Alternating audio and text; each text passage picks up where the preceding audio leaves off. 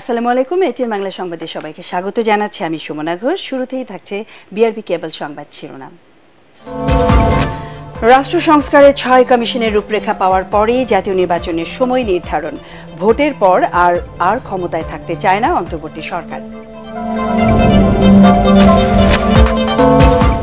আশুলিয়া গাজীপুরে গার্মেন্টস শ্রমিকদের বিক্ষোভ, অবরোধ, দিনভর যানজটে ভোগান্তি। অনুপ্রবেশকারীরা গুজব ছড়াচ্ছে, অভিযোগ শ্রম উপদেষ্টার।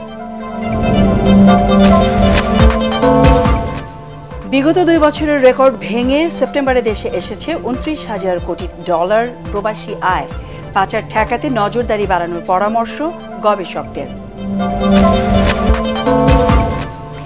এবং চট্টগ্রাম সিটি নির্বাচনের ফলাফল বাতিল করে শাহাদাত হোসেনকে মেয়র ঘোষণা করেছেন আদালত। ১০ দিনের মধ্যে গেজেট প্রকাশের নির্দেশ। শুনছিলেন বিআরবি কেবল সংবাদ শিরোনাম। এবারে বিস্তারিত সংবাদ। রাষ্ট্র সংস্কারে গঠিত ৬টি কমিশনের রূপরেখা পাওয়ার পর জাতীয় নির্বাচনের সময় নির্ধারণ করা যাবে বলে মন্তব্য করেছেন পররাষ্ট্র উপদেষ্টা তৌহিদ হোসেন। প্রধান উপদেষ্টা জাতিসংঘের ৭৯তম অধিবেশনে যোগদানের বিষয়ে জানাতে পররাষ্ট্র মন্ত্রণালয়ে আয়োজিত সংবাদ সম্মেলনে তিনি বলেন, ছাত্র জনতার আকাঙ্ক্ষা পূরণে সংস্কার কাজ শেষ হওয়ার পর একদিনও ক্ষমতায় থাকবে না অন্তর্বর্তীকালীন সরকার। রোহিঙ্গা ইস্যুতে আমেরিকা সহ বিশ্ব নেতাদের সঙ্গে আলোচনা হয়েছে জানিয়ে পররাষ্ট্র উপদেষ্টা বলেন, সমস্যা সমাধানের একমাত্র উপায় রোহিঙ্গা শরণার্থীদের মিয়ানমারে ফেরত নেয়া। নিজেদের স্বার্থে বাংলাদেশ ও ভারতের মধ্যে সুসম্পর্ক প্রয়োজন জানিয়ে তিনি বলেন, আগামী মাসে বিমস্টেক সামিটে দেশের প্রধানদের সাথে বৈঠক হওয়ার কথা রয়েছে। জাতিসংঘ অধিবেশনের সাইডলাইনে এবারের মতো গত ৩০ বছরে যুক্তরাষ্ট্রের রাষ্ট্রপ্রধানের সাথে বাংলাদেশের কোনো বৈঠক হয়নি বলেও জানান পররাষ্ট্র উপদেষ্টা। সরকার কেন এখানে আছে? সরকার তো নিজে থেকে এখানে আসতে চায়ও নাই, আসেও নাই। একটা প্রেক্ষাপটে এসেছে এবং যারা এর অনুঘটক, যে যুব সমাজ, তারা এই সরকারকে কিছু তাদের যে প্রত্যাশা সেটা জানিয়েছে। কী কী জিনিস তারা চায়? তারা চায় যে এখানে যেন এমন একটি ব্যবস্থা প্রতিষ্ঠিত হয় যাতে একটা স্বৈরাচারী সরকার আরেকবার এসে হাজির হতে না পারে। এবং আমাদের যে এজেন্ডা সেটার সাথে কিন্তু ওটা মেলে। 6টা কমিশন গঠন করা হয়েছে, তাদের নোটিফিকেশন বোধহয় 2-1 দিনের মধ্যে হবে। তাদেরকে 3 মাস সময় দেওয়া হয়েছে। সত্যিকার হতে তখনই কিন্তু রোডম্যাপটা ঠিক করা যাবে। তখন তার আগে কিন্তু আপনি রোডম্যাপ ঠিক করতে পারছেন। রোডম্যাপের মধ্যে সবচেয়ে দীর্ঘ সময় যেটা লাগবে বলে মনে করা হবে ওইটুকুই হলো লিমিট। এর চেয়ে বেশি একদিনও এই সরকার থাকবে। জাতিসংঘ সাধারণ পরিষদের অধিবেশনে ডক্টর ইউনূসের দেয়া ভাষণের প্রশংসা করেছেন ফিলিস্তিনের রাষ্ট্রদূত। সকালে রাষ্ট্রীয় অতিথি ভবন যমুনায় অন্তর্বর্তী সরকারের প্রধান উপদেষ্টার সাথে সৌজন্য সাক্ষাৎ করে বাংলাদেশে নিযুক্ত দেশটির রাষ্ট্রদূত ইউসুফ রামাদান এই প্রশংসা করেন। বৈঠকে পারস্পরিক স্বার্থ, ফিলিস্তিনের পক্ষে বিশ্ব সম্প্রদায়ের সমর্থন, গাজায় গণহত্যা এবং মধ্যপ্রাচ্যের উত্তেজনা নিয়ে আলোচনা হয়। এ সময় ফিলিস্তিন ও দেশটির জনগণের প্রতি বাংলাদেশের সমর্থন অব্যাহত রাখার কথা জানান ডক্টর ইউনূস। তার আশা, ফিলিস্তিনিরা তাদের কাঙ্ক্ষিত স্বাধীন রাষ্ট্র পাবে। সাক্ষাৎকালে রাষ্ট্রদূত জানান, বাংলাদেশ থেকে শিক্ষা নেয়া প্রায় ৬০ জন ফিলিস্তিনি চিকিৎসক বর্তমানে গাজায় চিকিৎসা সেবা দিচ্ছে। আরও ২ শতাধিক ফিলিস্তিনি শিক্ষার্থী বাংলাদেশে উচ্চশিক্ষা নেয়ার জন্য অপেক্ষা করছে বলেও উল্লেখ করেন তিনি।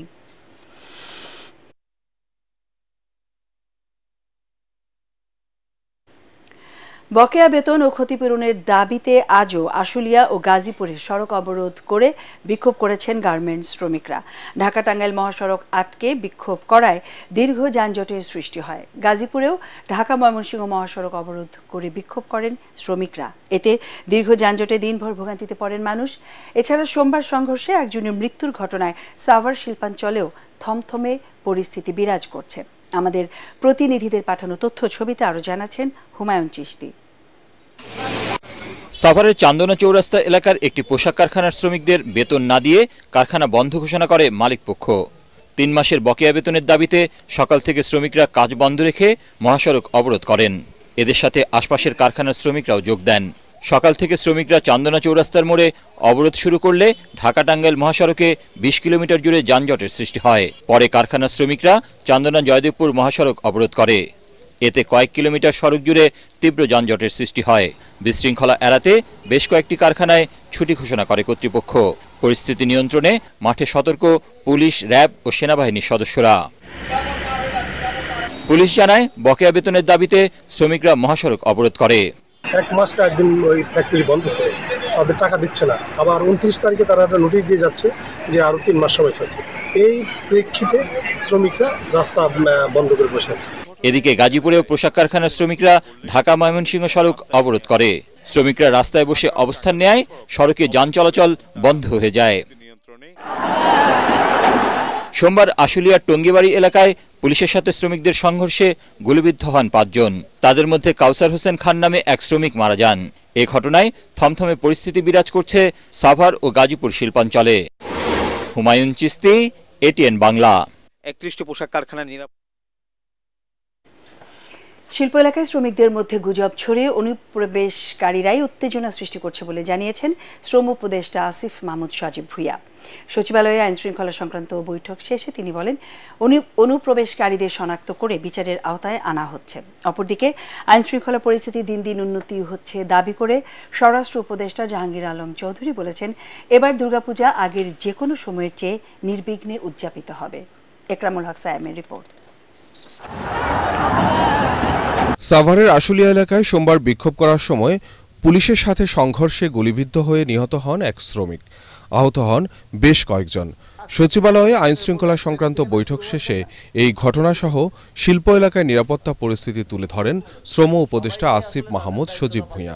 বলেন, পরিকল্পিতভাবেই উত্তেজনা ছড়ানো হচ্ছে। প্রথম থেকেই এই ঘটনাগুলোতে দেখে আসছি যে খুব স্পেসিফিক কিছু মানুষ ইনস্টিগেট করে। গতকালকের ঘটনাটা যেখানে সূত্রপাত হয়, মূলত একটা গুজবের ভিত্তিতে সেটা সূত্রপাত হয়েছিল।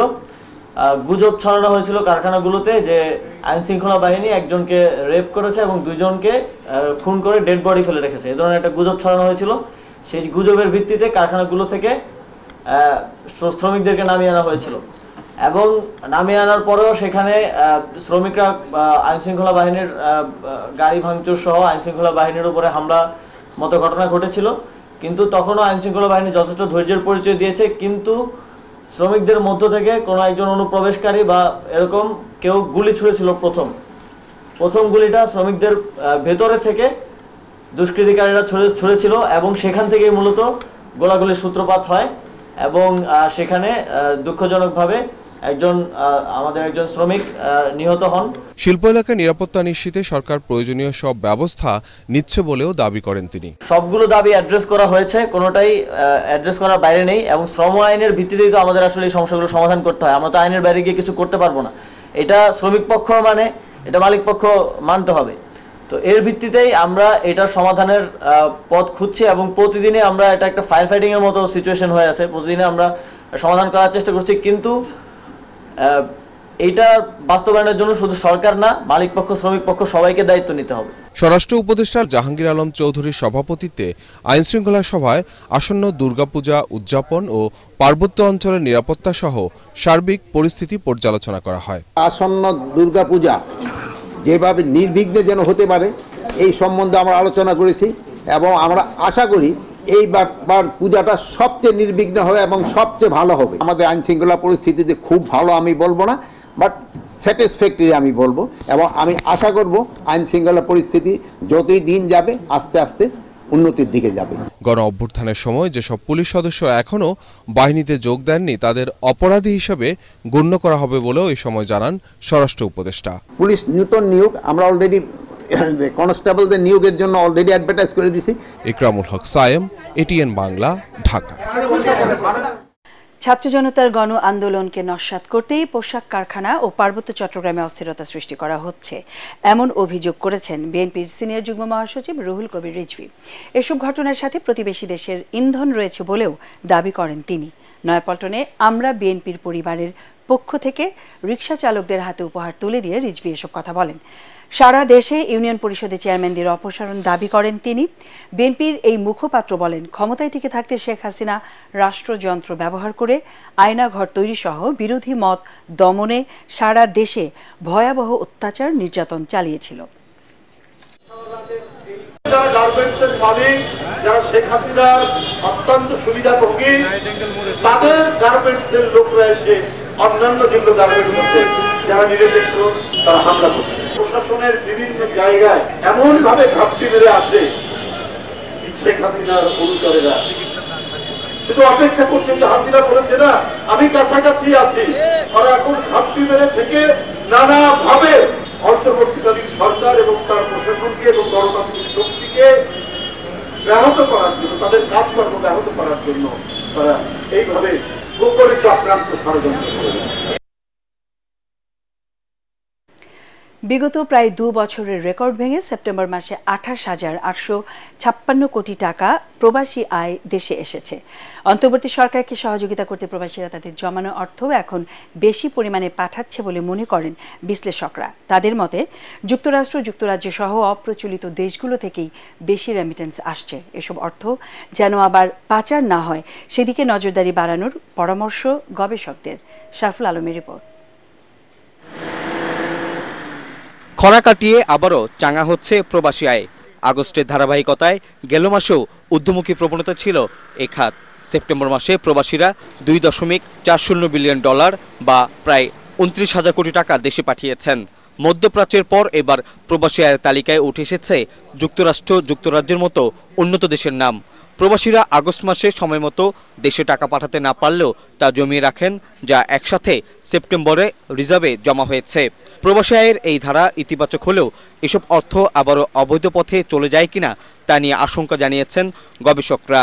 প্রবাসীদের অন্তর্বর্তী সরকার এবং এই আন্দোলনের সঙ্গে তাদের এক ধরনের একাত্মতার ইঙ্গিতও দেয়, এবং যে কারণে তারা যে অর্থগুলো আগে পাঠাননি সেগুলো যেমন পাঠাচ্ছেন, আবার আগে যেমন হুন্ডিতে পাঠাতেন সেখান থেকে কিছুটা ইতিবাচকভাবে তারা এখন ব্যাংকিং চ্যানেলে পাঠাচ্ছেন। এখন সৌদি আরবের পরে আমরা দেখতে পাচ্ছি যে ইউএসএ এবং ইউকে এখানে দ্বিতীয় এবং তৃতীয়তে চলে এসছে, এবং সেখানে ইউএই বা ওমান এগুলো আরও নিচে, বা মালয়েশিয়া আরও নিচে অবস্থান করছে। এই পরিবর্তিত বিষয়টি কিছুটা সন্দেহজনক, আবার কিছুটা নতুন এই রেমিটেন্স ফ্লো সম্পর্কে আরও বিস্তারিত তথ্যপত্র সংগ্রহের দাবি রাখে। পরিসংখ্যান বলছে গত আগস্ট মাসের চেয়ে $18 কোটি বেশি প্রবাসী আয় দেশে এসেছে সেপ্টেম্বর মাসে। গত বছরের একই সময়ের চেয়ে এই অর্থের পরিমাণ ছিল $107 কোটি বেশি। হুন্ডির সঙ্গে যারা জড়িত তাদেরকে ট্রেস করা এবং তাদের ফাইন্যান্সিয়াল অ্যাকাউন্টসগুলোকে প্রয়োজন বোধে ফ্রিজ করা, এবং সেই অনুযায়ী যাতে বাজারে একটা মেসেজ দেওয়া যায় যে ফর্মাল চ্যানেলে না পাঠালে এই অর্থগুলো মিস হতে পারে এবং তারা অর্থ বঞ্চিত হতে পারে, সেই ধরনের কিছু মেসেজিংয়েরও আসলে দেবার সুযোগ রয়েছে। বিশেষজ্ঞরা বলছেন বৈধ পথে দেশে প্রবাসী আয় আসার প্রবণতা বাড়ছে। এর ধারাবাহিকতা ধরে রাখতে সরকারি বেসরকারি ব্যাংকগুলোকে আরও আন্তরিক হওয়ার পরামর্শ দিয়েছেন তারা। শারফুল আলম, এটিএন বাংলা, ঢাকা। নির্বাচনের 3 বছর পর চট্টগ্রাম সিটি কর্পোরেশনের ফলাফল বাতিল করে বিএনপি নেতা ডক্টর শাহাদাত হোসেনকে মেয়র ঘোষণা করেছেন আদালত। একই সঙ্গে আগামী 10 দিনের মধ্যে গেজেট প্রকাশের নির্দেশনা দেওয়া হয়েছে। দুপুরে নির্বাচনী ট্রাইব্যুনাল এবং যুগ্ম জেলা ও দায়রা জজ মোহাম্মদ খায়রুল আমিনের আদালত এই রায় দেন। চট্টগ্রাম থেকে আবুল হাসনাতের পাঠানো তথ্য ও ছবিতে ইমদাদুল্লাহ বাবুর রিপোর্ট। 2021 সালের 27 ফেব্রুয়ারি চট্টগ্রাম সিটি কর্পোরেশন নির্বাচনের ফলাফল বাতিল চেয়ে ওই বছর 24 ফেব্রুয়ারি নির্বাচনী ট্রাইব্যুনালে মামলা করেন বিএনপির মেয়র প্রার্থী ডাক্তার শাহাদাত হোসেন। মামলায় বিবাদী করা হয় সাবেক মেয়র এম রেজাউল করিম চৌধুরী ও তৎকালীন নির্বাচন কমিশন সচিব সহ 9 জনকে। দীর্ঘদিন ধরে ঝুলে থাকা এই মামলার রায় মঙ্গলবার ঘোষণা করে চট্টগ্রামের নির্বাচনী ট্রাইব্যুনাল। এতে ভোট কারচুপির অভিযোগ প্রমাণিত হওয়ায় বিএনপির প্রার্থী ডাক্তার শাহাদাত হোসেনকে নতুন মেয়র ঘোষণা করা হয়। অবৈধ সরকারের আমলে নির্বাচিত ডিক্লারেশনকৃত যে গ্যাজেট সেটাকে বাতিল ঘোষণা করেছে।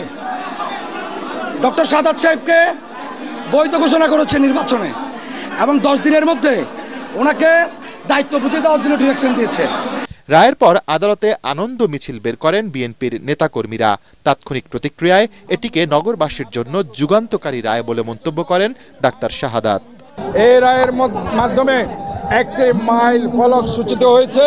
এটা হচ্ছে আইনের শাসন, বিচার বিভাগকে ওই দলীয় মুক্ত রাখার যে আজকে একটি রায়, এই রায় আমরা মনে করি নির্বাচন কমিশন সচিবকে যেহেতু 10 দিনের মধ্যে আমাকে এই চেয়ারে আসীন হওয়ার জন্য ওনাকে ইনস্ট্রাকশন করেছে, ওনারা অবশ্যই এই রায়ের প্রতি সম্মান দেখিয়ে 10 দিনের মধ্যে ইনশাআল্লাহ এই চট্টগ্রাম সিটি কর্পোরেশনের মেয়র হিসেবে আমাকে পদে আসে।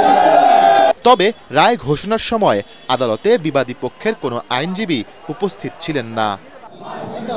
ইমদাদুল্লাহ বাবু, ATN বাংলা।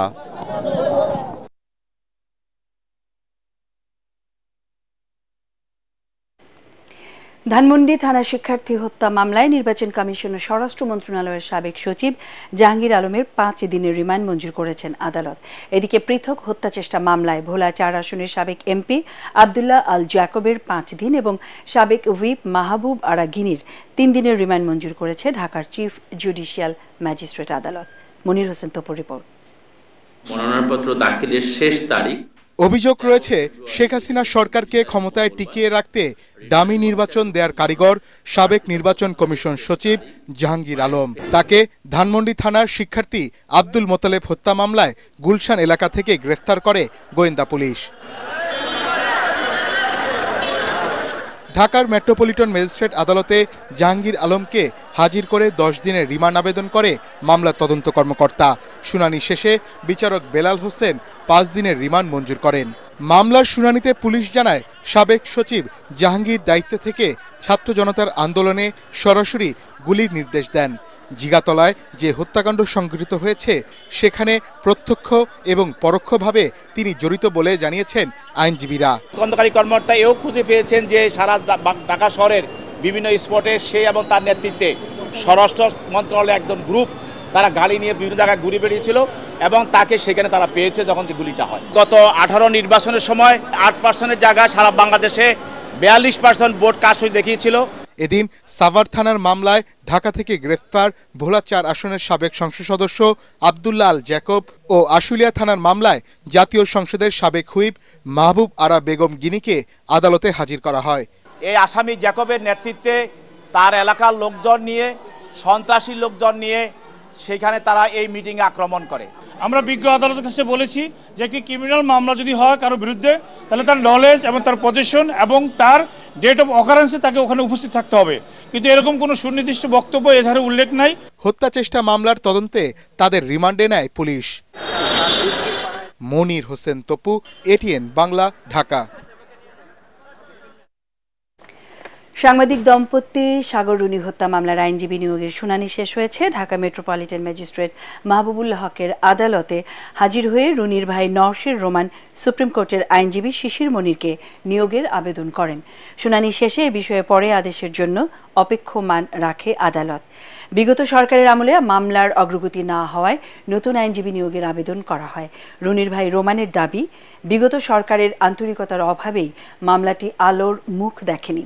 একটি বিশেষ মহলের স্বার্থ হাসিলের জন্য তদন্তকারী সংস্থা র্যাব তদন্তের নামে সময় ক্ষেপণ করেছে বলেও দাবি করেন তিনি। রিট করা, র্যাবকে দেওয়া পুরোটা একটা সমন্বিত একটা পদক্ষেপ, যেটা মামলাকে আসলে ধামাচাপা তদন্ত প্রক্রিয়াটা যেন আর না আগের জন্য করা হয়েছিল। সরকারি যদি আন্তরিক হয় আমি মনে করি আসলে এটা বের করা সম্ভব। রুহুল আমিন গাজীর আদর্শকে ধারণ করে সাংবাদিক সমাজকে ঐক্যবদ্ধভাবে মুক্ত গণমাধ্যমের লড়াই অব্যাহত রাখার আহ্বান জানিয়েছেন পেশাজীবী বিভিন্ন সংগঠনের নেতারা।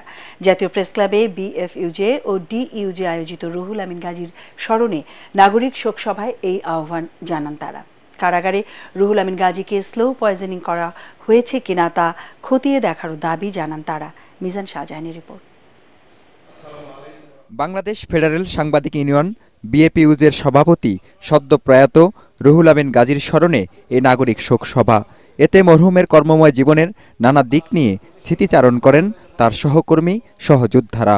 আমরা আমাদের অভিভাবককে হারিয়েছি, একটা গৌরবোজ্জ্বল অধ্যায়ের একটা পরিসমাপ্তি ঘটেছে। দীর্ঘ 5 দশক সাংবাদিকদের নেতৃত্ব দিয়েছেন, কোটি রুজির অধিকার আদায়ের জন্য লড়াই করেছেন। এদেশে গণতন্ত্র প্রতিষ্ঠা, ফ্যাসিবাদ বিতাড়ন এবং এদেশের স্বাধীনতা সার্বভৌমত্ব রক্ষার জন্য তিনি এক লড়াকু সৈনিক ছিলেন। আলোচনায় অংশ নিয়ে ATN বাংলার নির্বাহী পরিচালক বার্তা হাসান আহমেদ চৌধুরী কিরণ বলেন, রুহুল আমিন গাজী টানা 17 মাস কারাগারে বন্দী না থাকলে চিকিৎসা থেকে বঞ্চিত হতেন না। গাজী ভাইকে তিলে তিলে জেলখানায় রেখে বিনা ওষুধে বিনা চিকিৎসা হত্যা করবার জন্য যারা করোড়চিত করেছে, আজকে সাংবাদিক ভাইদের সামনে, রাজনীতিবিদদের সামনে আমি অনুরোধ করতে চাই, রাষ্ট্রে এখন বিচার সংস্কারের কথা বলা হচ্ছে। গাজী ভাইয়ের প্রতি যে অত্যাচার জুলুম অন্যায় হয়েছে, সে অত্যাচার জুলুম অন্যায়কে সামনে রেখে একটা কেস স্টাডি হিসেবে যদি গ্রহণ করা হয়, বিচার বিভাগের তদন্তের মধ্য দিয়ে এটাকে প্রথম সারিতে এনে যদি বিচারের কার্যক্রম শুরু করা হয়, তাহলে আমি মনে করব যে বিচার সংস্কারের যে কার্যক্রম শুরু হচ্ছে সেই কার্যক্রমের প্রথম ধাপ এগিয়ে যাবে। পেশাজীবীদের পাশাপাশি স্মৃতিচারণ করেন রাজনীতিবিদ সহ বিভিন্ন শ্রেণী পেশার মানুষ। এ সময় বাবাকে এভাবে সম্মান দেয় কৃতজ্ঞতা জানান রুহুল আমিন গাজীর সন্তান। আমার বাবার প্রতি যারা যদি কোনো কারণে কোনো সময় যদি কষ্ট পেয়ে থাকেন কোনোভাবে, তাকে ক্ষমা করে দিবেন, আমি তার পক্ষেই ক্ষমা চাচ্ছি। বক্তারা বলেন, সহকর্মীদের রুটি রুজি ও অধিকার আদায়ের প্রশ্নে রুহুল আমিন গাজীর অবদান সাংবাদিক সমাজ আজীবন শ্রদ্ধাবনত চিত্তে স্মরণ করবে। মিজান শাহজাহান, এটিএন বাংলা, ঢাকা। সড়কের শৃঙ্খলা ফেরানো ছাড়া শব্দ দূষণ কমানো সম্ভব না বলে জানিয়েছেন বন ও পরিবেশ উপদেষ্টা সৈয়দা রিজওয়ানা হাসান। সকালে ঢাকার হযরত শাহজালাল আন্তর্জাতিক বিমানবন্দরের ৩ কিলোমিটার নীরব এলাকা ঘোষণার উদ্বোধন শেষে তিনি একথা বলেন। পর্যায়ক্রমে দেশের সকল বিমানবন্দর নীরব এলাকা ঘোষণা করা হবে বলে জানান বেসামরিক বিমান চলাচল কর্তৃপক্ষ বেবি চকের চেয়ারম্যান তরিক ইসলামের রিপোর্ট। রাজধানী ঢাকার শব্দ দূষণ কমাতে হযরত শাহজালাল আন্তর্জাতিক বিমানবন্দরের ৩ কিলোমিটার নীরব এলাকা ঘোষণা করেন বন ও পরিবেশ উপদেষ্টা সৈয়দা রিজওয়ানা হাসান। প্রাথমিকভাবে উত্তরার স্কলাস্টিকা স্কুল থেকে লা মেরিডিয়ান পর্যন্ত ঘোষণা করা হয় নীরব এলাকা, যা পরবর্তীতে রাজধানীর গুরুত্বপূর্ণ সড়ক ও সারা দেশে ঘোষণা করা হবে বলে জানান উপদেষ্টা। এ সময় উপদেষ্টা জানান, গাড়ির গতি কমানোর মাধ্যমে শব্দ দূষণ নিয়ন্ত্রণ সম্ভব। আমাদের চালক ভাইয়েরা প্রায় সময়ই বলেন যে গাড়ির সামনে মানুষ এসে পড়ে, গাড়ির সামনে রিক্সা এসে পড়ে, সেজন্য আমাদেরকে হর্ন দিতে হয়। এই সমস্যারও একটা সমাধান আছে। আমরা যদি আমাদের গাড়ির গতিটা নিয়ন্ত্রণে রাখি, তাহলে আর আমাদেরকে এই হর্নটা দিতে হবে না। এ সময় বেবিচক চেয়ারম্যান জানান, পর্যায়ক্রমে সকল বিমানবন্দর নীরব এলাকা ঘোষণা করা হবে। বাংলাদেশের সকল বিমানবন্দরে যথাযথ কর্তৃপক্ষের সাথে সমন্বয় করে আমরা নীরব এলাকা কর্মসূচি গ্রহণ করব অতি শীঘ্র এবং বাস্তবায়ন করব, যাতে শুধু দেশেই নয় আন্তর্জাতিক পরিমণ্ডলকে সবাইকে একটা ভালো অভিজ্ঞতা দিতে পারি। সড়কের শৃঙ্খলা ফেরানো ও হর্ন বাজানো নিয়ন্ত্রণে সকল পরিবহন মালিক ও শ্রমিক সংগঠনকে নির্দেশনা দেওয়া হয়েছে বলে জানান সড়ক পরিবহন মালিক সমিতির সভাপতি। আমরা প্রত্যেকটা টার্মিনালে আমাদের মালিক সমিতি, শ্রমিক কমিটিদেরকে ঘোষণা দিয়েছে যে আমাদের শ্রমিক ভাইদেরকেও হর্ন যেন না বাজে। এর মধ্যে আজ থেকে আমরা আস্তে আস্তে ঢাকা সিটি আমাদের হর্ন বাজানো সম্পূর্ণভাবে নিষিদ্ধ করা হবে। যদিও নীরব এলাকা ঘোষণার প্রভাব খুব একটা নেই সড়কে, উদ্বোধনের কিছুক্ষণ পরে বিমানবন্দরের সামনেই হর্ন বাজিয়ে চলছে বিভিন্ন ধরনের যানবাহন। তরিক ইসলাম, এটিএন বাংলা, ঢাকা। জীবন্ত গণ অভ্যুত্থান মৃত সংবিধানে ঢুকে গেছে বলে মন্তব্য করেছেন কবি ও গবেষক ফরহাদ মাঝার। বিকেলে রাজধানীর ঢাকা বিশ্ববিদ্যালয়ের সংস্কার সংঘের আয়োজনে এক সেমিনারে তিনি বলেন, ফ্যাসিস্ট শেখ হাসিনা যে সংবিধান রেখে গেছেন তা রক্ষায় শপথ নিয়েছে বর্তমান সরকার। এছাড়া অন্তর্বর্তী সরকারকে ব্যর্থ প্রমাণ করার চেষ্টা থেকে দেশের বিভিন্ন স্থানে মাজার ও দরগায় হামলা চালানো হচ্ছে অভিযোগ করে তিনি বলেন, এই হামলাকারীদের সঙ্গে ইসলামের কোনো সম্পর্ক নেই। গণ অভ্যুত্থানের মধ্য দিয়ে জনগণের অভিপ্রায়ের ভিত্তিতে যে একটা রাষ্ট্র বা একটা সরকার আপনার গঠন করা, সরকার গঠন করা, উপদেষ্টা না, সরকার গঠন করা, জনগণের সরকার গঠন করা, এটা আপনারা করতে পারেননি। করতে যখন পারেন না, স্বভাবতই আপনার রাষ্ট্রের বিভিন্ন রকম কলকবজার মধ্যে যে সকল দুর্বলতাগুলো, এগুলো কিন্তু ধীরে ধীরে ধীরে ধীরে এটা প্রকাশ্য হয়ে উঠছে। আন্তর্জাতিক প্রবীণ দিবস আজ। দিনটিকে ঘিরে নানা কর্মসূচি হাতে নিয়েছে সরকারি বেসরকারি প্রতিষ্ঠানগুলো। এই উপলক্ষে রাজধানীর সোবানবাগে স্বাস্থ্যসেবা ক্যাম্প ও গোলটেবিল বৈঠকের আয়োজন করা হয়। এতে উঠে আসে প্রবীণদের সাথে ঘটে যাওয়া বৈষম্যের করুণ কাহিনী। প্রবীণ ব্যক্তিদের জীবনকে অর্থবহ করতে সর্বস্তরের মানুষকে এগিয়ে আসার আহ্বান জানানো হয় এই অনুষ্ঠানে। ঐশী গোস্বামী প্রমাণ রিপোর্ট। মর্যাদাপূর্ণ বার্ধক্য, বিশ্বব্যাপী প্রবীণ পরিচর্যা ও সহায়তা ব্যবস্থা শক্তিশালীকরণ। এই প্রতিপাদ্যে সারা বিশ্বে পালিত হচ্ছে আন্তর্জাতিক প্রবীণ দিবস। রাজধানীর সোভানবাগে আন্তর্জাতিক প্রবীণ দিবস উপলক্ষে স্বাস্থ্যসেবা ক্যাম্প ও গোলটেবিল বৈঠকের আয়োজন করে Bangladesh senior citizen welfare society, Daffodil International University ও ড্যাফোডিল ফ্যামিলি। প্রবীণদের প্রতি সহানুভূতিশীল ও দায়িত্বশীল হতে স্কুল পর্যায় থেকে নবীনদের সচেতন করার আহ্বান জানান বাংলাদেশ সিনিয়র সিটিজেন ওয়েলফেয়ার সোসাইটির চেয়ারম্যান অর্থনীতিবিদ ডক্টর হোসেন জিল্লুর রহমান। পরিবারের সদস্যদের মাঝে মানসিক বোঝাপড়া বাড়লে শেষ বয়সে প্রবীণদের বৃদ্ধাশ্রমমুখী হতে হবে না বলেও জানান তিনি। আমরা অসহায়, আমরা দুর্বল, আমাদের দিকে তাকাও, এই দৃষ্টিভঙ্গি নিয়ে কিন্তু কোথাও আগাতে পারবো না। সচেতনতা নবীনদের মধ্যে, সচেতনতা প্রবীণদের মধ্যেও নিতে, কারণ প্রবীণরা শুধু গরিব হিসেবে চিন্তা করলে হবে না। প্রবীণরাও তো দিয়ে এসছেন, কিন্তু এখনো তাদেরও একটা দাতা ভূমিকা। দাতা কি অর্থে? ইমোশনাল দাতা, হয়তো যে ইন্টারজেনারেশনাল লিঙ্কেজগুলো শক্তিশালী করা। এর আগে সমাজসেবা অধিদপ্তরে আন্তর্জাতিক প্রবীণ দিবসের আলোচনায় বক্তারা জানান, মোট জনসংখ্যার ৭৫% বয়স্ক মানুষ গ্রামে বাস করেন। ২০২২ সালে প্রায় ১ কোটি প্রবীণ ছিলেন, যা মোট জনসংখ্যার প্রায় ৬%। ঐশী গোস্বামী প্রমা, ATN বাংলা, ঢাকা। রজত জয়ন্তী পেরিয়ে ২৬ বছরে পদার্পণ করল দেশের জনপ্রিয় স্যাটেলাইট টেলিভিশন চ্যানেল আই। এবার জন্মদিনের অনুষ্ঠান সংক্ষিপ্ত করেছে প্রতিষ্ঠানটি। তাদের পরিবারের সদস্যদের একদিনের বেতন দেওয়া হচ্ছে বৈষম্য বিরোধী ছাত্র আন্দোলনে আহতদের চিকিৎসা এবং বন্যায় ক্ষতিগ্রস্তদের মানুষের সহায়তায়। জন্মদিন উপলক্ষে চ্যানেল আই পরিবারকে শুভেচ্ছা জানিয়েছেন দেশের প্রথম ATN বাংলা ও ATN নিউজের চেয়ারম্যান ডক্টর মাহফুজুর রহমান। তার পক্ষে তেজগাঁওয়ে চ্যানেল আই কার্যালয়ে ফুলেল শুভেচ্ছা ও কেক নিয়ে যান ATN বাংলা নির্বাহী পরিচালক বার্তা হাসান আহমেদ চৌধুরী কিরণ ও অনুষ্ঠান এবং সম্প্রচার উপদেষ্টা তাশিক আহমেদ। তাদের স্বাগত জানান চ্যানেল আইয়ের পরিচালক বার্তা শাইখ সিরাজ ও পরিচালক জহির উদ্দিন মাহমুদ মামুন।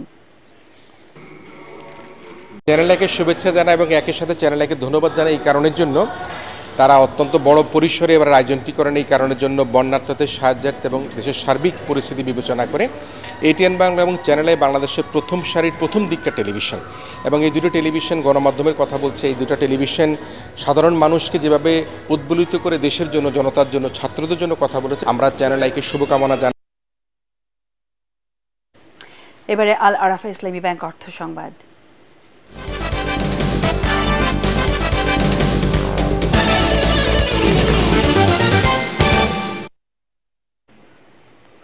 পরিবেশ রক্ষায় পলিথিনের ব্যবহার বন্ধ করে পাটের ব্যাগ ও বস্তার ব্যবহার নিশ্চিতে কাজ করছে সরকার।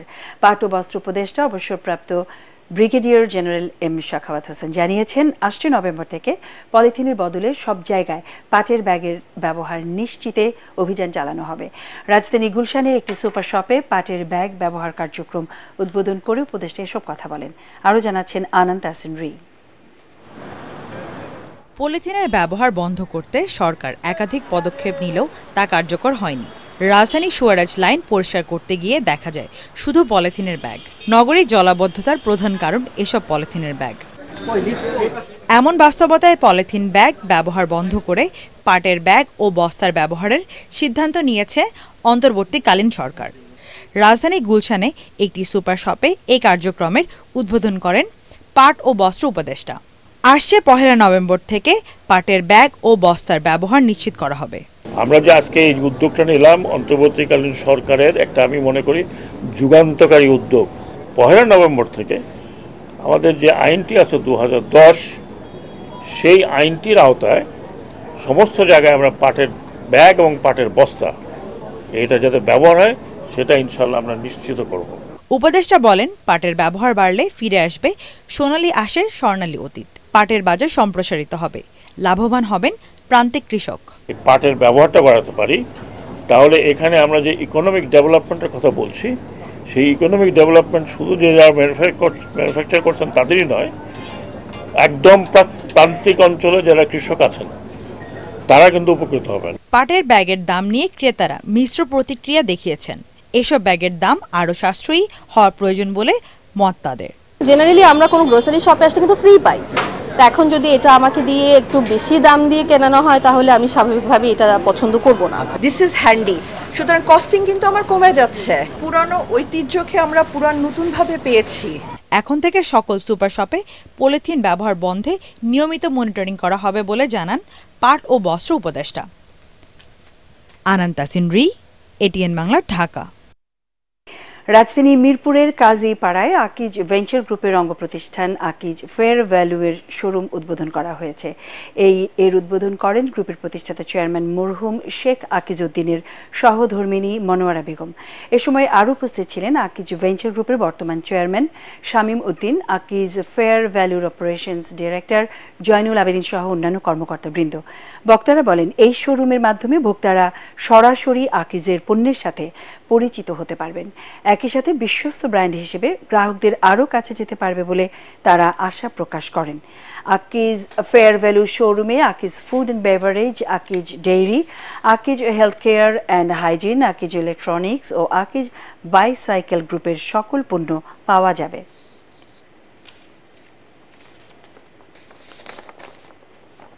এবারে পার্টেক্স খেলার খবর।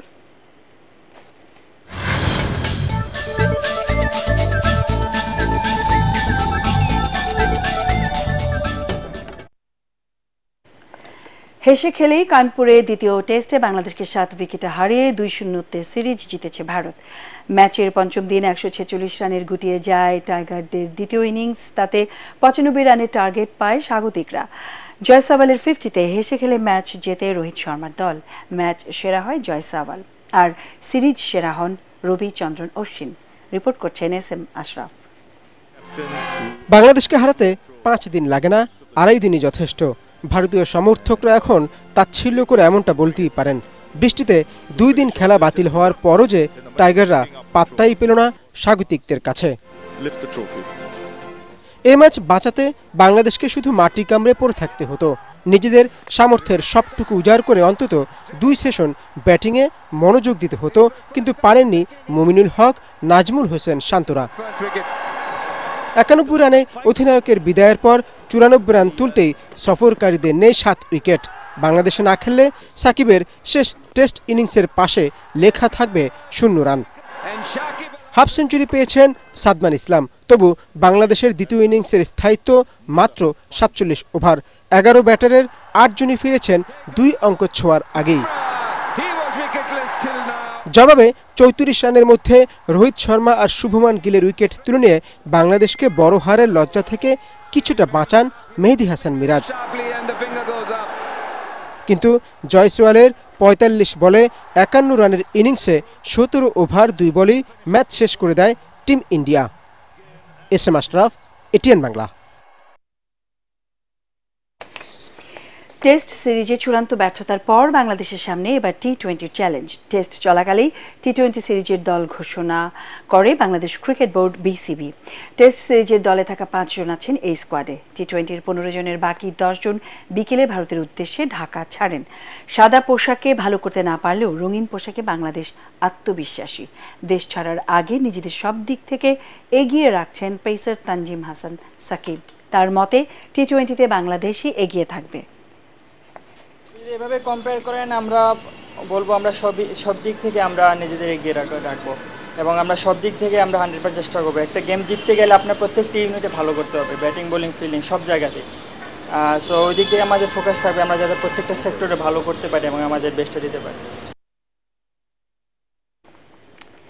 দেশের সবচেয়ে বড় squash tournament Ispahani 4th Bangladesh open squash tournament শুরু হয়েছে। সকালে রাজধানীর আর্মি স্কোয়াশ ও টেনিস কমপ্লেক্সে প্রতিযোগিতার উদ্বোধন করেন স্পন্সর প্রতিষ্ঠান ইস্পাহানি গ্রুপের মহা ব্যবস্থাপক ওমর হান্নান ও পরিচালক ইমাদ ইস্পাহানি। এ সময় ফেডারেশনের সাধারণ সম্পাদক ও অবসরপ্রাপ্ত brigadier general GM Kamrul Islam সহ অন্য কর্মকর্তারাও উপস্থিত ছিলেন। ইস্পাহানির সৌজন্যে 2021 সাল থেকে নিয়মিত এই টুর্নামেন্ট আয়োজন করে আসছে বাংলাদেশ স্কোয়াশ র্যাকেটস ফেডারেশন। 4 দিনের এই প্রতিযোগিতায় পুরুষ ও নারী বিভাগে দেশ বিদেশের খেলোয়াড়রা অংশ নিচ্ছেন। প্রতিযোগিতার সেমিফাইনাল ও ফাইনাল ম্যাচ এটিএন বাংলা সরাসরি সম্প্রচার করবে।